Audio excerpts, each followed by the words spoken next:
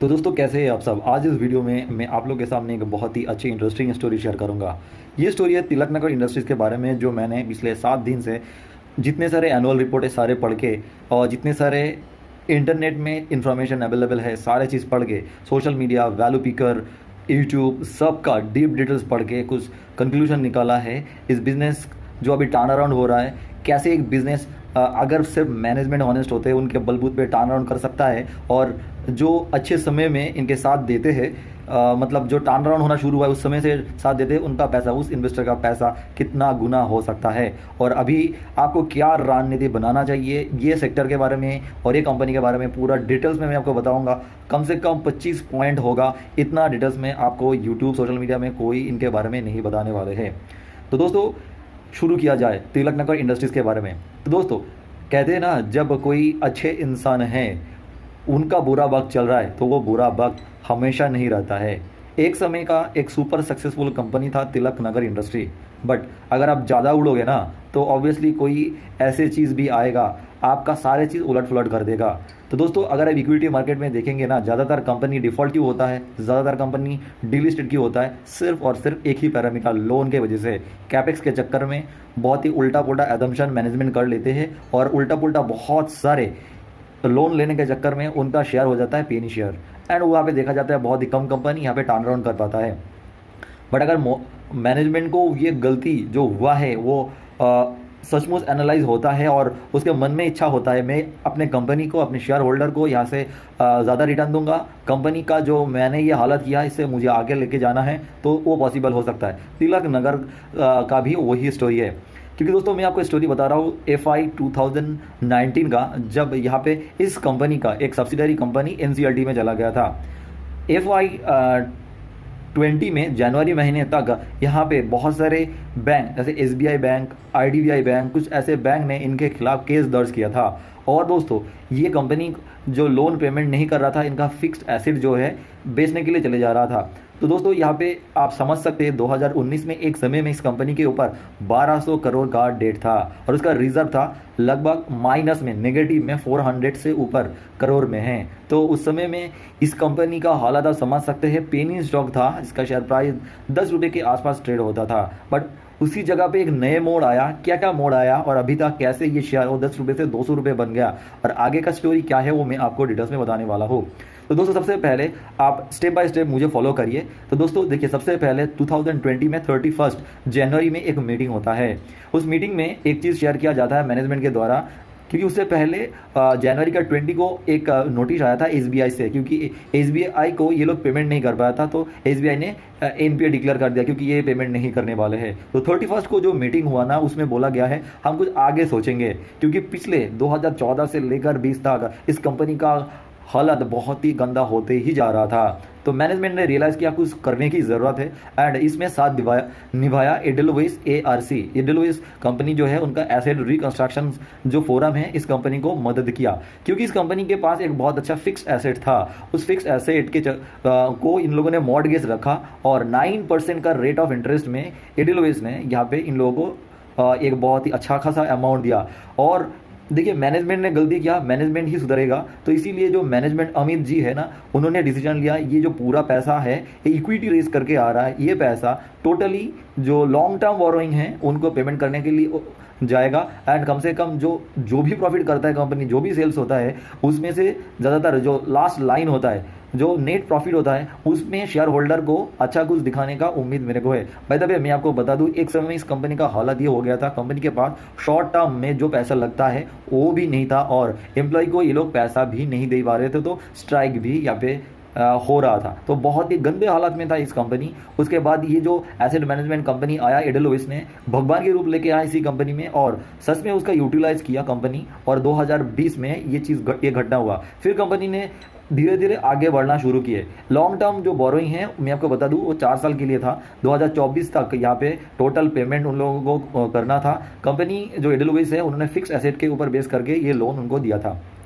फिर दोस्तों आगे क्या हो गया, देखिए मैं आपको बता दूं इस कंपनी क्या करता है, वो डिटेल्स तो ज़रूर मैं आपको बताऊंगा, बट एक पहली लाइन बता देता हूँ। कंपनी ब्रांडी का बिजनेस में, अल्कोहल के बिजनेस में है। तो 2014-15 में इन लोगों का एक बहुत बड़ा ऑर्डर कैंसिल हो गया था। फिर फ्रेंड्स का एक बहुत बड़ा कंपनी वो इन लोगों को एक ऑर्डर देता है। अब वो 10 साल के लिए होता है। अगर आप अल्कोहल का यहाँ पे बिजनेस देखते हैं जो हाईली रेगुलेटेड होता है, बहुत लोगों को ये लाइसेंस नहीं मिलता है, तो जब ये ऑर्डर मिला फिर इस कंपनी में एक नए जोश आ गया। कंपनी ने उनका ब्रांड जो बाहर से आ रहा था उस ब्रांड को बहुत ही ज़्यादा मात्रा पे इनका जो सिलेक्टेड जोन है साउदर्न पार्ट ऑफ इंडिया में वहाँ पे अच्छे से प्रमोशन किया। एंड कंपनी का तो पहले से ही मार्केटिंग स्ट्रेटेजी था एंड खुद का एक ब्रांड था, उनके चक्कर में उनके बेसिस में धीरे धीरे आगे बढ़ा एंड धीरे धीरे कंपनी ने कभी पीछे मुड़ के नहीं देखा एंड अभी बहुत अच्छे अच्छे इन्वेस्टर यहाँ पे इन्वेस्ट करे। बट उसके बाद दोस्तों मैं और एक लाइन बता दूं, 2021 के नकद इस कंपनी ने फिर से इक्विटी का और एक डाइल्यूशन किया है एंड प्रेफरेंशियल बेसिस में और कुछ पैसा उठाया है। कंपनी का टारगेट है, कंपनी का मैनेजमेंट का टारगेट है एक समय में इन लोगों का नेट डेट फ्री होना है और वो टारगेट FY25 तक है। अब दोस्तों ये तिलक नगर जो इंडस्ट्रीज है इनका बहुत ही गंदे हालत में कैसे ये लोग ओवरकम करके आया वो तो बताया, फिर मैं आपको बताता हूँ।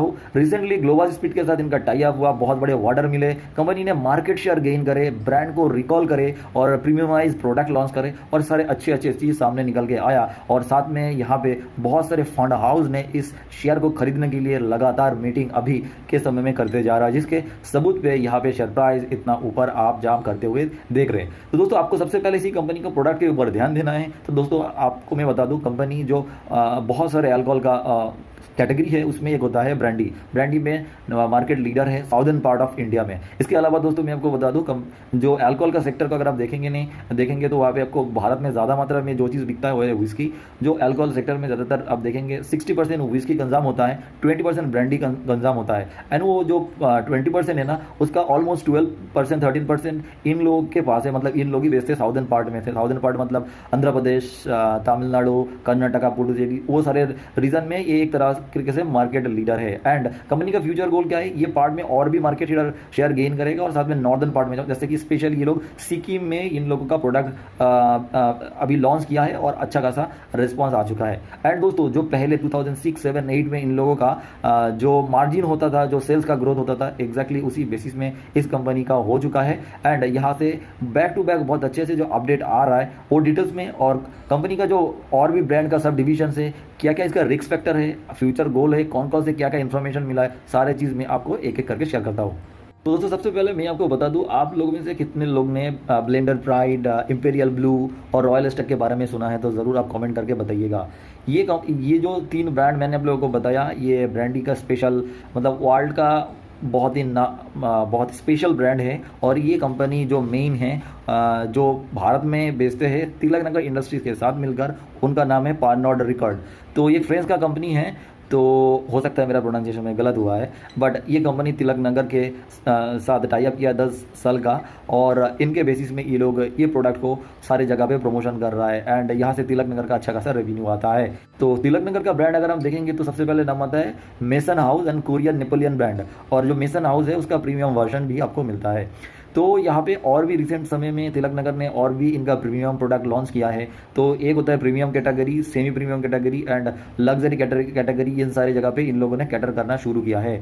तो जैसे कि अगर आप रेडिको खैतन का स्टोरी देखेंगे, जिस तरीके से इन लोगों ने शुरू करके ब्रांड को बढ़ाया है, ब्रांड का पावर बढ़ाया है, तिलक नगर भी अपने ब्रांड को प्रमोशन करने के लिए डिजिटल मीडिया का बहुत सारा हेल्प ले रहा है। तो जिस तरीके से मल्टीबैगर 100 टाइम्स मतलब बहुत ही ज़्यादा रिटर्न दिया है रेडिको खैतन, तो इस तरीके से एक स्टोरी तिलक नगर में है, क्योंकि पहले तो मैनेजमेंट ने गलती किया था, उस गलती को सुधारा है, फिर अपने ब्रांड के ऊपर ध्यान दिया है, उससे मार्जिन भी अच्छे तरीके से आ रहा है, लॉन्ग टर्म कॉन्टैक्ट हुआ है और साथ में दोस्तों ग्लोबल स्पीड के साथ इन लोगों ने एक टाई अप किया था, क्योंकि इसका एक जो प्लांट था जो जहाँ पे जो बॉटल होता है ना उसका पैकेजिंग का काम होता है, वो है आपका सीरनपुर पे।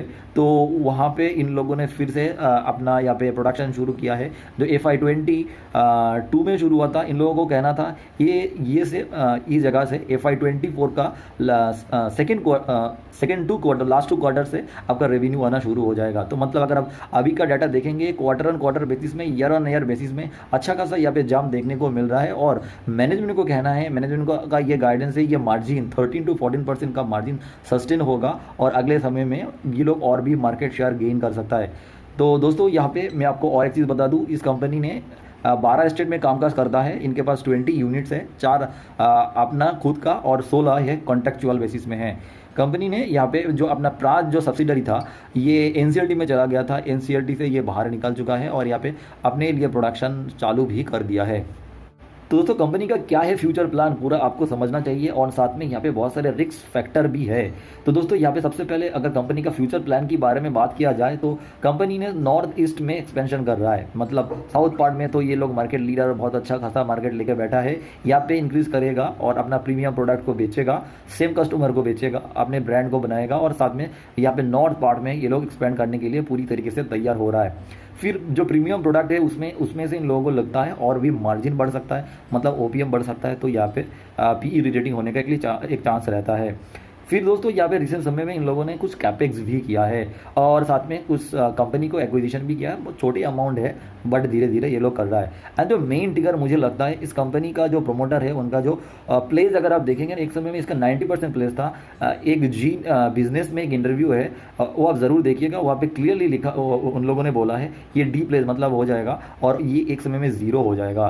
तो बहुत कंपनी का प्रमोटर अगर आपने पूरा जो शेयर है ये खुद की तरफ ले लेता है, बैंक से रिप्लेस कर लेता है, तो यहाँ पे मैनेजमेंट का जो एक कंपनी के ऊपर स्ट्रेंथ है वो समझ में आता है। बट यहाँ पे क्या क्या रिस्क फैक्टर भी है वो आपको समझना ज़रूरी है। पहली चीज़, ये लोगों ने इक्विटी डाइल्यूट करके मार्केट से पैसा उठाया है, हालांकि वो रीपेमेंट भी हो रहा है, बट फर्दर अगर आपको कोई इक्विटी डाइल्यूट होता है उसके ऊपर आपको ध्यान रखना है। फिर दोस्तों प्लेजिंग परसेंट जो ये लोग काम करने की बात कर रहा है कितने रफ्तार में कम हो रहा है वो आपको फोकस में रखना चाहिए। फिर दोस्तों जो ये मार्केट शेयर है ये अप डाउन होता रहता है क्योंकि कम्पिटिटिव मार्केट है, हालांकि हम जानते हैं ये मार्केट लीडर है और डिजिटल प्रेजेंस बहुत अच्छे से बढ़ा रहा है, फिर भी इसका मार्केट शेयर के ऊपर आपको ध्यान रखना है। फिर दोस्तों यहाँ पे फायदा ये लोग तो बोल रहे हैं ना लोन नहीं लेंगे और नेट जीरो कर देंगे, तो ये भी फोकस में रखना है ये जो मैनेजमेंट ने वादा किया ये सही से निभा रहा है कि नहीं। फिर ये जो शॉर्ट टर्म में थोड़ा सा प्रॉब्लम आ सकता है, रॉ मटेरियल के लिए 1 क्वार्टर व 2 क्वार्टर का प्रॉब्लम हो सकता है, बट मैनेजमेंट ने खुलासा किया है जो प्राइस हाइक होता है 1 क्वार्टर 2 क्वार्टर में वो कस्टमर को पास ऑन कर सकता है। बता दो दोस्तों यहाँ पे जो कस्टमर है वो डिफेंस से 7% रेवेन्यू आते हैं एंड एक्सपोर्ट से 7% रेवेन्यू आता है, जो हाईली प्रीमियम कस्टमर से उनसे 8% रेवेन्यू आता है और बाकी जो बच्चे कुचे जो लोग हैं हम जैसे जो लोकल पीपल है उनसे ज़्यादातर रेवेन्यू आते हैं। तो यहाँ पे आपको वॉल्यूम के ऊपर ध्यान में रखना है क्योंकि बहुत सारे गवर्नमेंट क्या करता है एक्साइज ड्यूटी लगाता है, तो अगर वो अल्कोहल का प्राइस बढ़ जाएगा तो ऑब्वियसली वॉल्यूम कंजम्पशन थोड़ी देर के लिए मतलब कुछ दिन के लिए कम हो सकता है, ये थोड़ा सा शॉर्ट टर्म का पेन आपको सामना करना पड़ सकता है।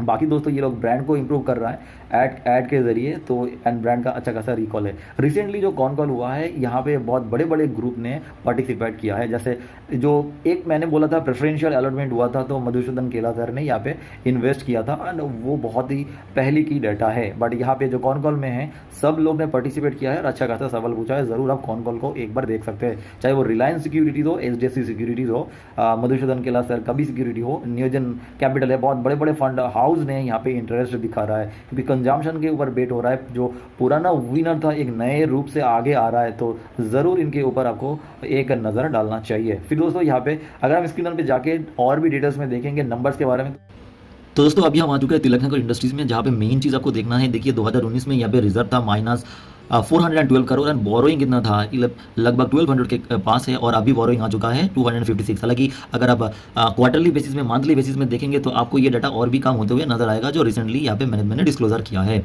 बट एक इंपॉर्टेंट चीज़ अगर आप देखेंगे दोस्तों, यहाँ पे फिक्स्ड एसेट यहाँ पे इन लोगों ने कहीं भी हालत में कम होने नहीं दिया, मतलब इस कंपनी ने जो प्रोडक्शन कर रहा था, जो बिजनेस कर रहा था, उनके ऊपर कभी भी कोई भी पल में हिट होने नहीं दिया। ठीक है, तो अब अगर यहाँ पे देखेंगे पिछले कुछ समय में 2020 से लेकर देखिए यहाँ पे आप देखिए सेल्स का इंप्रूवमेंट होते हुए नजर आ रहा है एंड साथ में यहाँ पे देख सकते हैं जो इंटरेस्ट कॉस्ट है वो बहुत कम होने की वजह से यहाँ पे नेट प्रॉफिट बहुत ही शानदार तरीके से बढ़ते हुए नजर आ रहा है। -38 करोड़ का जहाँ पे नेट प्रॉफिट था वहाँ पे 175 यहाँ पे नेट प्रॉफिट नजर आ रहा है। तो ये बहुत ही शानदार टर्न अराउंड करके दिखाया ये कंपनी ने। तो मैंने जो बोल रहा था ब्रांडिंग में ये नंबर 1 है। स्टॉक भी मत देखिए क्योंकि जो आपको देखना है वो फंडामेंटल पॉइंट देखना है, वैल्यूएशन आपको बाद में सोचना चाहिए क्योंकि टर्न अराउंड स्टोरी में कभी कभी शेयर प्राइस मतलब पीई बहुत कम ज़्यादा हो सकता है। प्लेस परसेंटेज आप देखिए 75.8% है, जो एक खतरनाक पॉइंट आपको लग रहा है, बट एक पॉइंट है ये कम हो रहा है और इसके ऊपर आपको ध्यान में रखना है ये और कम होते होते जीरो हो की रहा है कि नहीं, ये आपको देखना है। डेट ये जीरो करना है, ये मैनेजमेंट का कमेंट्री है, तो मैनेजमेंट वॉक एंड टॉक है कि नहीं आपको आपको अगले समय में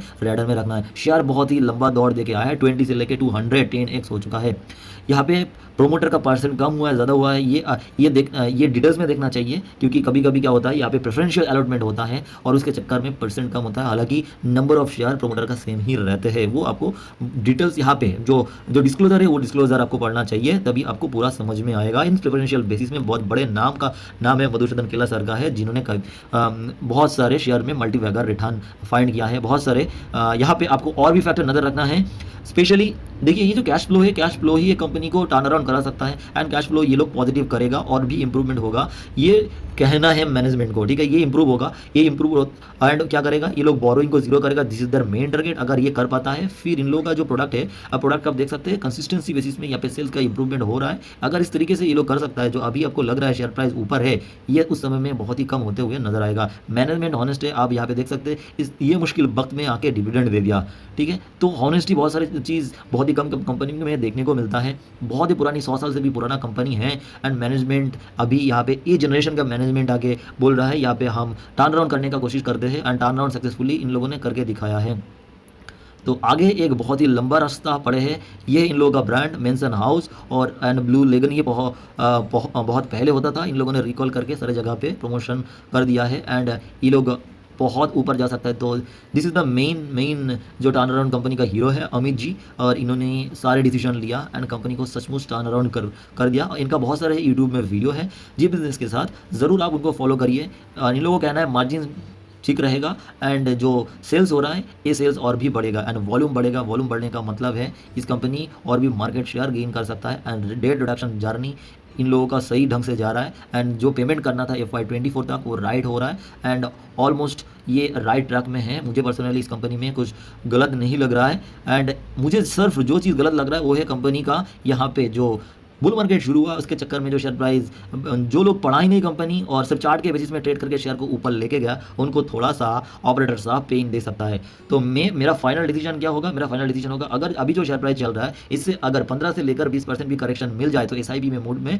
आप इन्वेस्ट कर सकते हैं। मैं यहाँ पे हाथ लगा सकता हूँ, अगर मैं परचेस करता हूँ तो ज़रूर मैं आपको शेयर करूँगा, बट मैं सारे जो पॉइंट है ना, इस सारे पॉइंट को मैं नोट डाउन करके रखा हूँ, और अगर किसी दिन मैनेजमेंट का वर्क एंड टॉक पूरा नहीं होता है तो मैं लॉस में बैठा रहूँ, मतलब मैं लॉस में हूँ फिर भी निकल जाऊंगा। तो ये चीज़ आपको नज़र रखना है। तो अगर ये टेंशन ले सकता है तो मुझे लगता है अपकमिंग समय में सिर्फ 200 नहीं, ये शेयर प्राइस 1000 भी ऊपर जा सकता है, क्योंकि रिसेंट समय में जो बड़े बड़े ग्रुप इनके ऊपर इंटरेस्ट दिखा रहा है, ये सचमुच एक जो रिटेल इन्वेस्टर है मेरे जैसा, इनको इंटरेस्ट करता है। तो HDFC म्यूचुअल फंड इनके ऊपर इंटरेस्ट दिखा रहा है। अगर आप कॉल में जाएंगे तो यहाँ पे ट्रांसक्रिप्ट में देख पाएंगे कितने बड़े बड़े यहाँ पे ग्रुप इनके ऊपर इंटरेस्ट दिखा रहा है, जो मैं आज से 6 महीने 1 साल पहले कोई था ही नहीं। तो यहाँ पे ओरिएंट कैपिटल का नाम सामने आएगा, फिर आप देखेंगे यहाँ पे रिलायंस सिक्योरिटीज़ का नाम आएगा। तो ये बहुत बड़े बड़े नाम जो है ना, अगर ये लोग इस कंपनी में इन्वेस्ट कर रहा है तो एक कॉन्फिडेंस बढ़ा देता है।